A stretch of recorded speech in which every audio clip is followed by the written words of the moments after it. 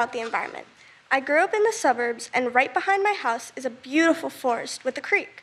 Throughout the year, I'd go there to enjoy nature, the water, the birds, the trees, and the grass. No matter what the season was, it was always so peaceful and beautiful. When I first learned about the Deepwater Horizon oil spill in the Gulf of Mexico, the largest marine oil spill in the history, I was deeply affected. I realized that damage to the environment was not just a theoretical issue in textbooks. It affects our everyday lives. I knew I needed to get involved. So I joined Earth Club at my school and became active in cleanup efforts and service projects. My classmates and I collected trash and debris and learned about the importance of our recycling system.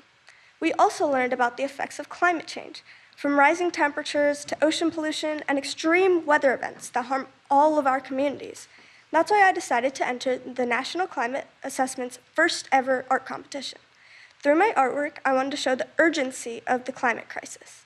But I also wanted to show that solutions to protect our planet are at our fingertips.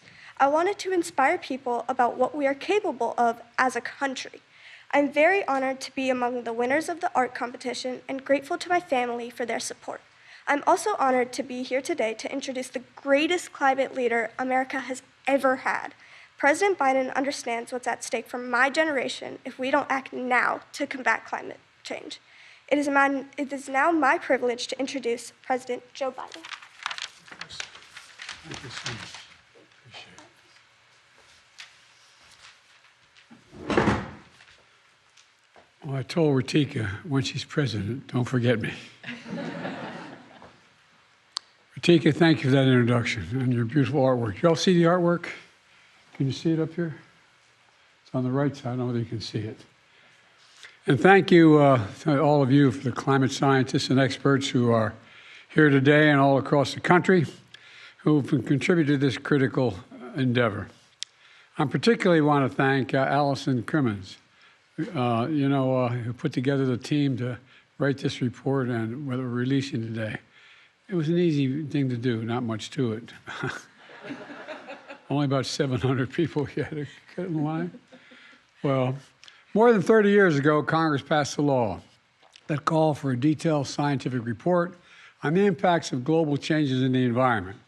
Since then, these assessments delivered to the Congress and the President have been the go-to resource in America for information on climate change and for developing climate solutions.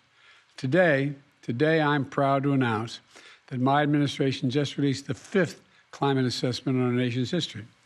It didn't just come out of thin air. Written over 4 years, 750 authors and experts, thousands of American contributors from every single state in the nation, as well as several territories and tribes. It's the most comprehensive assessment on state climate change in the history of America. And it matters. This assessment shows us in clear scientific terms that climate change is impacting all regions, all sectors of the United States, not just some, all.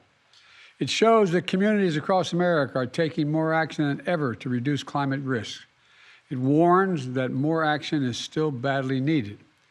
We can't be complacent. Let me say that again. We can't be complacent. We have to keep going. Above all, it shows us that climate action offers an opportunity for the nation to come together and do some really big things. I've seen firsthand what the reports make clear: the devastating toll of climate change and its existential threat to all of us, and it is the ultimate threat to humanity, climate change. I've walked the streets of Louisiana, New Jersey, New York, Florida, Puerto Rico, where historic hurricanes and floods wiped out homes, hospitals, houses of worship, just wiped them right off the map. I've met with families in Texas, Kentucky, Mississippi, where catastrophic winter storms and tornadoes devoured everything in their path: schools, businesses, police stations, the firehouse. I've seen firefighters in Idaho, Maui, and New Mexico, California, Colorado, where wildfires destroyed whole neighborhoods and sacred tribal sites, spreading smoky haze thousands of miles and forcing millions of Americans to shelter indoors and unsafe air to breathe. Look, and by the way, and I've flown over all these areas in helicopters. They tell me that more of our forest has burned to the ground that make up the entire state of New Jersey. The entire state. Some say Maryland, New Jersey, but the force is, that's just gigantic and has incredible impacts. Record temperatures in Texas, Arizona, and elsewhere are affecting lives and livelihoods of more than 100 million Americans. And this summer and this fall have been the Earth's hottest since the global records began to be kept in the 1800s. Think about that. The hottest we've ever recorded in history. It's an impact the decades are making because inaction there was inaction for much too long. Look, but we're acting now. We have been acting. We've come to the point where it's foolish for anyone to deny the impacts of climate change anymore. But it's simply a simple fact that there are a number of my colleagues on the other side of the aisle, mega Republican leaders, who still deny climate change, still deny that it's a problem. My predecessors, much of the MAGA Republican Party, in fact, feel very strongly about that. Anyone who willfully denies the impact of climate change is condemning the American people to a very dangerous future. The impacts we're seeing are only going to get worse, more frequent, more ferocious, and more costly.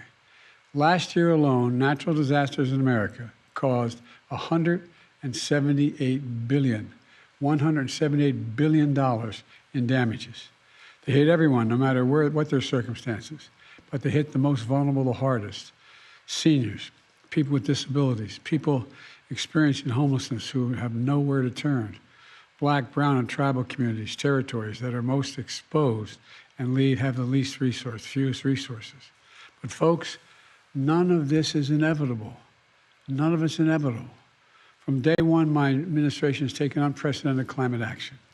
We're working with everyone from mayors to county officials to entrepreneurs to academics, business leaders, labor leaders, tribal leaders. We're focused in all parts of America: cities, suburbs, small towns, and rural communities and tribal nations. And here's how.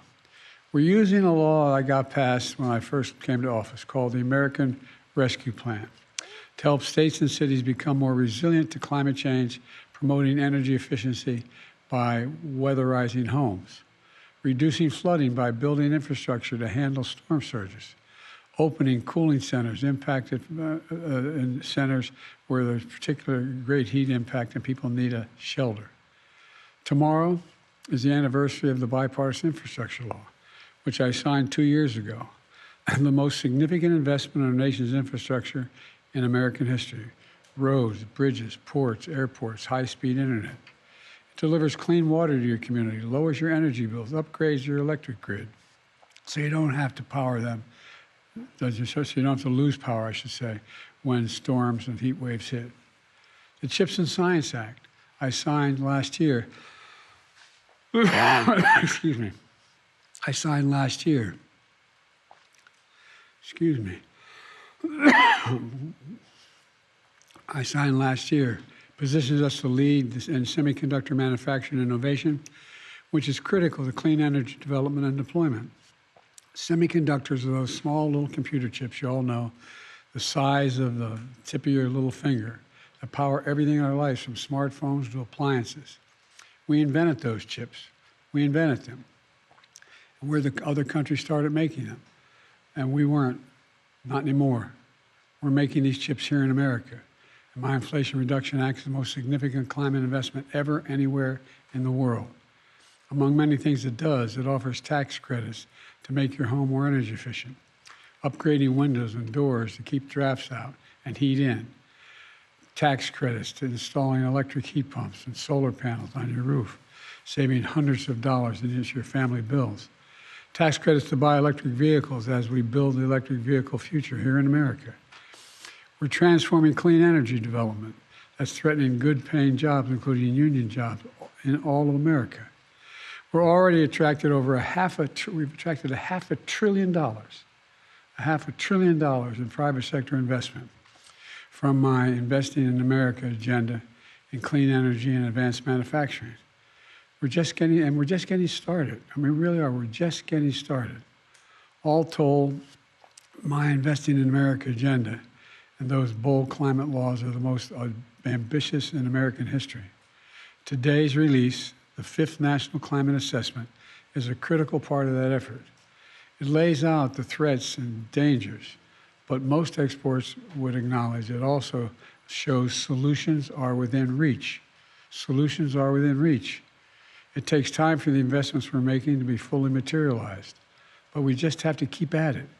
We need to do more and move faster. We have the tools to do it. And for the first time ever, we're also releasing a report with a new online tool that I just was shown a moment ago in the other room, so everyone can explore exactly what's happening in their state, their city, and their county by going online to whitehouse.gov/NCA. whitehouse.gov/NCA. That's very different from the previous administration that tried to bury this report. They didn't even want to make sure this report even came to light. We're shining, we're sharing this report in detail with the American people so they know exactly what they're facing and what we're going to have to do. But that's not all. Along with this assessment, I'm announcing $6 billion in new investments from the Inflation Reduction Act and the Bipartisan Infrastructure Law to make communities across the country more resilient to climate change. This funding will be administered by the Department of Energy, the Environmental Protection Agency, the Department of Interior, and the Federal Emergency Management Agency. It's going to be focused on key climate goals, including modernizing our aging electric grid to withstand extreme weather, which is causing these forest fires. When those towers come down, the lines snap, they catch fire. The forest catch fire. It costs a lot more money to bury this underground and do other things, but we have to do it. And it's causing significant outages as well. Reducing flood risk in communities, improving drought resilience, supporting conservation for our national parks. I've already been able to conserve 21 million acres of our most precious and sacred lands and waters just thus far, just in the first 2.5 years. In advancing environmental justice for disadvantaged communities, because they're the ones always left behind. Let me close with this. Last week, I stopped by the White House Demo Day to meet with the scientists and experts overseeing groundbreaking and cutting-edge science and technology that my administration is funding right now, right here in America. It was truly inspirational hearing from experts from all across the government, the private sector, and academia, touching on so many fields. I saw a prosthetic arm that can sense touch and is controlled by one's thoughts. Prosthetic arm. It's just like your hand. You think you want to move your finger, well, it worked out. You think he wants to move his hand, you can do it. It's an incredible breakthrough. Electric heat pumps to help old homes transition to clean energy homes of the future. Robots for ocean exploration that survey marine life along unmapped seafloors where barely any light penetrates, and so much more. It was a reminder, at least for me, of what I've long believed, that America can be defined by a single word. I mean this sincerely. The single that I was asked by Xi Jinping years ago when we were in the Tibetan Plateau, could I define America? I said, yeah, one word, possibilities. Possibilities. In this administration, America will be the place where great science changes what's possible. That's why I've never been more optimistic about America's future. We just have to remember who we are. We're the United States of America. And there's nothing beyond our capacity if we work together. So God bless you all, and may God protect our troops. Thank you, thank you, thank you. Sir, will this be part of your meeting with Xi tomorrow, sir? And how would you define success with your meeting with President Xi? To get back on a normal course of corresponding, being able to pick up the phone and talk to one another if there's a crisis, being able to make sure our military still have contact with one another. We can't take, as I told you, we're not trying to decouple from China, but what we're trying to do is change the relationship for the better. From my perspective, if in fact the Chinese people who are in trouble right now economically, if the average if the average citizen in China was able to have a decent paying job, that benefits them and it benefits all of us. But I'm not going to continue to sustain the support for positions where if we want to invest in China, we have to turn over all our trade secrets. Thank you. Mr. President, What are the Mr. President, can you address the possibilities? hostages directly and give them a message of hope and resilience in these troubling times? Yes, I can. I've been talking with the people involved every single day. I believe it's going to happen, but I don't want to get into detail. What's your message for the families? Hang in there. We're coming. Will you sign the CR? Mr. President, there's a report What do you like out this about it? morning that Israel and Hamas are close to a deal for the release of 70 of the hostages. Is there anything you can add to that? No. Thank you. Will you sign the CR? Thank you, sir.